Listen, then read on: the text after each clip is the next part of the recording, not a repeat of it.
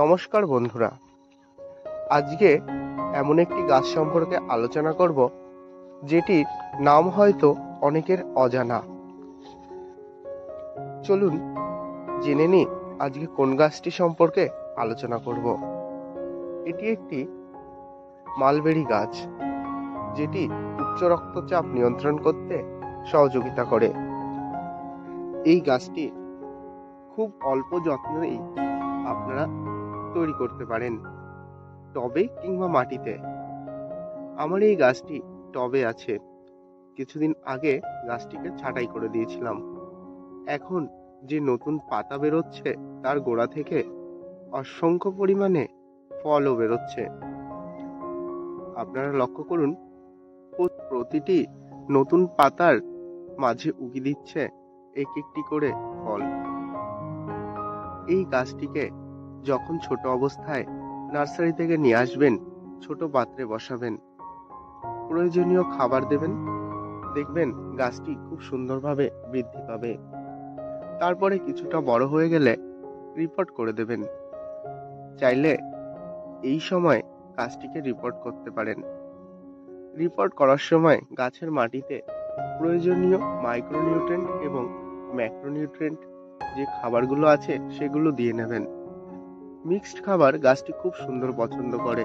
তাছাড়া জৈব খাবারের সাথে সাথে কিছু পরিমাণ ছত্রাকনাশক এবং দানা সার দিয়ে নেবেন, যাতে গাছের শিকড়গুলো সুন্দর থাকে। কয়েকদিন পরে লক্ষ্য করবেন গাছটিতে সুন্দরভাবে ফলের দেখা মিলছে। এই ফলগুলিকে টিকিয়ে রাখতে গেলে কিছু পরিচর্যা করতে হবে। যখন ফলগুলো ছোট থাকবে তখন একবার ছত্রাকনাশক এবং কিছু কীটনাশক গাছে স্প্রে করে নিতে হবে, তাতে ফল ঝরার যে প্রবণতা সেটি রোধ পাবে। ফলগুলো সুন্দরভাবে টিকে থাকবে। 15 দিন পর পর অবশ্যই গাছে মাইক্রোনিউট্রিয়েন্ট দিয়ে নেবেন। মাইক্রোনিউট্রিয়েন্ট দিলে গাছটির ফলগুলো দ্রুত বড় হবে। আর এই ফলগুলো একটু বড় হলে গাছের গোড়ায় পরিমাণ মতো মিক্সড খাবার নিয়ে নেবেন।